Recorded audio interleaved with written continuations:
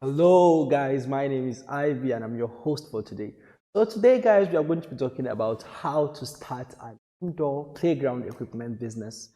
Regarding that, you know the indoor playground equipment industry is projected to grow at a CAGR of 3.6% through the next 5 years, with the revenue of the current year expectation to be over $1.5 billion in the North America alone.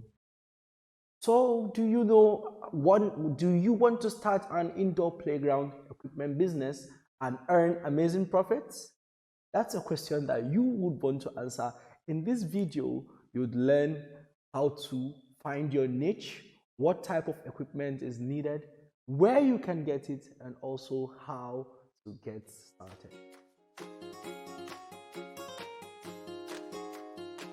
Why indoor playground equipment business has a huge potential. So, the rise of the digital entertainment has led to a decline indoor playgrounds, but indoor playgrounds are on the rise. One of the reasons is one, the kids stay indoor more because they have tablets, game consoles, and computers to keep them occupied for hours. So that's much more better than going out on the physical playgrounds to do other things. Then two, the parents are concerned for their kids' safety as there is a risk of accidents involving on the physical playgrounds. In the modern era, parents prefer to send their kids to indoor play areas rather than outside. They might get into trouble. So now let's go straight to how to start. How to start this particular business. Number one, first thing first, that's the first thing in everything, it's planning. So planning, let's go straight to planning. Creating a budget and the market plan is to ensure you that you can cover your costs. Being a business owner, you can make a detailed plan about which type of indoor playground equipment business you want to install first. Then you can order your custom colors to get the target customers and indoor playground manufacturers. It's also important to research your competitors, which is something that I would really advise. So the number two is market research. There's no business without market research. You have to know what you're going into, know how it works before you go into the business itself. So you will need data on prices people are willing to spend or which businesses they want near them so you can know where the best to position yourself when it comes to opening up of your soft playground, which is also known as the indoor playgrounds. So the goal of the market research, number one, the first goal is number of children in the area. You have to concentrate on the number because adults don't really play like that because we're occupied with our daily activities. So number of children in the area is the first reason that or first research that you should go for. And number two is the average age of the children in the area.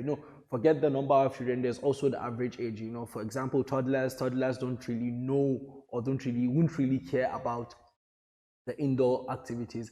So you need to look for the age range where where you get kids to do that a lot of play. So a third reason is whether there are already indoor playgrounds available in the area. You have to check that because the competitor is the first thing. Moreover, there are few steps in which will help you to understand it well. Let's make them out. So number one is local population. Let's talk about the local population of the area. So you need to analyze the local population. This would help you to get potential information about the customers' age, children's age, the number of kids, and a bit revenue. That's regarding the local population. Now let's go to the other one, geographical position. The area where you are making your business really does matter whether it's going to work or not. So we need to observe it before starting a business, the geographical position of where you want to start your business. And number three is competition analysis. Always think about your competitors. What are they doing? What makes them good? And so let's talk about that. It helps in making valuable strategies and pricing revenues. When you know what your competitors are doing, then you use your own strategies to beat them. Okay, let's go to the third reason. Knowing your competitors. Your competition is not just one company, but many. They can be a huge group competing that you have to compete against. So more active competitors mean you are more active and energetic in your business. Learn about what competitors' keys to success are. So when planning your business strategies, there are some tips based on this knowledge. Knowledges such as: number one, visit companies around the same size as you want. You need to go there, see what they are doing, so you get ideas and more knowledge on what you also want. The number two reason is get the story straight across all platforms. You need to know what's really happening. You need to know exactly what's happening. So number three is visit competitors' social media pages. Go to their social media pages, check out what exactly they are doing to make them successful. And number four is consider what your main competitors are charging for their products or services. For instance, indoor playgrounds in the United States charge around $4.5 per visit for kids of age between 2 and 12. So the age, like we said earlier, the age group matters. Which adults and kids below 2 are free. So if you're an adult or a kid below 2 years old, then you're free because you have more or less not something to do there. Then moreover, for open play, they charge around $11 to $13 depending on the weekdays and weekends. So if it's a weekday, less customers, so they charge a bit less, and if it's a weekend, then they charge a bit. Choose the most suitable location. Like we said earlier, your location matters. Where you're building your business, it really does matters. So you should consider the appropriate place and size of the place. The place, first the location, and also the size that you want. You should make sure that there are many people in the area, like mostly kids. You need to find an appropriate place that can park facilities and make accessible by public transportation. You also need to look for areas that are accessible by public transportation and also parking facilities, which makes the customer more convenient. Generally, a good location would follow these advantages. So listen to these advantages. Number one advantage is find an appropriate place that has a parking facility and can be accessible by public transport easily. The second reason is near school or community center. It would make customers more inclined towards coming back again because it's somewhere that they go to most often. Number three, it's better in a shopping mall. That's where even kids that are not from the community do come more often.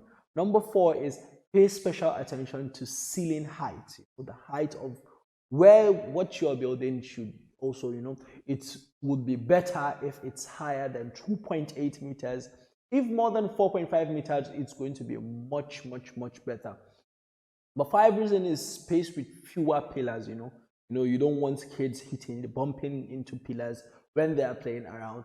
This would help give extra space to add more equipment also where you are building. And the sixth reason is check whether they have good lighting and proper ventilation so that kids can enjoy their time there.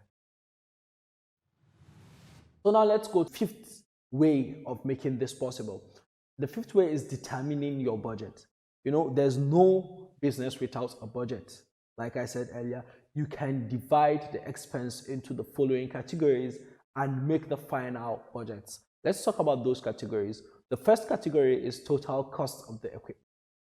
You really need to know what you are going to spend on the equipment in your indoor playgrounds.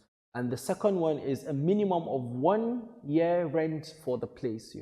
Where you're located, you really need to rent it for quite a time, because it's a new startup and it takes time before people engage into it. Then employee salary based on the number of hiring, you also need to add that to your budget, because you can't do it all alone. You need people to help you do that. And the last budget thing that you should have somewhere in your head is decoration of other crucial steps. So let's go to the sixth. Choose the right design of the equipment. That really does matter. Kids are really, really, really choosy. Like, really choose. They know what they want. So you need to go for the best design or right design that is going to capture the eyes of the kid. For the design, you can consider the following tips. The first one is a big issue with playground is where to. You need to know where to put or where to position your stuffs. Then second is create an indoor playground design that makes facilities feel more comfortable. The third is there should be some equipment that make them curious, or some equipment that can develop their motor skill. Kids are just those curious beings that they really want to know what's this or how does this work. So you need to capture the curiosity. Then number 4 is when you design time, color, theme, company branding, all should be considered, because the design, the appearance of what you're doing really does matter. Let's go to the 7th. Consider the safety of the indoor playgrounds. Safety of the equipment and customer is among the crucial aspects of the indoor playground equipment. Select equipment made from indoor playgrounds materials that can be chewed and swallowed. And indoor playground surfaces will not chip and break if they fall on them. So you need to be careful when selecting all that, and you can ensure it by buying equipment from reliable suppliers that can comply with local and international safety and quality standard like ASTM, EN1176, and CA. ASTM F1918 for the North American Standard for Safety and Performance of Soft Contained Play Equipment. EN714 for Europe, it specifies safety requirements for kids. And there are also ones like NFPA 701, CPSIA, UL994. You can also check on our website for more of these safeties. All these standards ensure indoors play equipment is up to indoor playground regulation and also indoor playground standards. Number 8, acquiring the business license. All these are things that you need. For the license, it's something that is very necessary for yourself. It is important to know you need for a business license permit before installing indoor playgrounds. For the United States, you can require a doing business as DBA license and general business license, along with other permits for food handling. Moreover, the indoor playground machines has many advantages under belts for a business owner. Franchises lower the investments cost of a complex business model. Franchises offer a variety of benefits as lease negotiations, advertising, design and equipment, discounts and equipment, market research, and so on. Number 9, installing playground equipment. Once everything is done, now it's time to install the playground equipment. Ensure the installation process is done by professionals so as to get maximum safety and quality. For installation, you can buy services from the supplier. the supplier should take charge of the salary $100 to $150 per day. Accommodation, local transportation, two-way tickets, and a visa free. Or you can install it by yourself according to your professional guidance. Number 10, hire the staff and training. Most people who want an indoor playground tend to hire a person first, then add more to be sure of what you want exactly. The group includes 2 or 3 employees who should have training in first aid in case of emergency. While hiring the staff, consider the given points. First point, only hire well-experienced and qualified staffs for operation, maintenance, inspection, and other overall management. Number 2, by conducting regular training sessions, their skills can be briefly improved. Number 3, the staff should be specially trained to handle them, specially trained to handle kids. You don't want a staff which is not nice to kids or which is not patient enough. They must know how to provide first aid treatments and as well as emergency exit protocols. Number 11, marketing and advertising. Marketing is the most important aspect of starting an indoor playground, because if nobody knows you exist, no one will come and visit. You can pay attention to the following points. Number 12, maintain your indoor playgrounds. Moreover, if the equipment and swings are not cleaned daily, they can be hazardous for the public. For the maintenance, you can consider the following given points. Number 1, regular inspections. Hire a professional team for this purpose and they can get the problem fixed before it worsens to prevent any accidents or injury. Number 2, keep the equipment dry. Ensure indoor playground floors are free indoor playgrounds from dust, germs, and indoor playground stains, because children can be messy. Install every safety equipment, include fire alarm, fire extinguisher, first aid boxes, power breakers, etc. Ensure the maximum safety of both equipments, and first aid boxes will be available every time in case any child gets injured, which isn't as planned. Your professional employees can ameliorate the danger.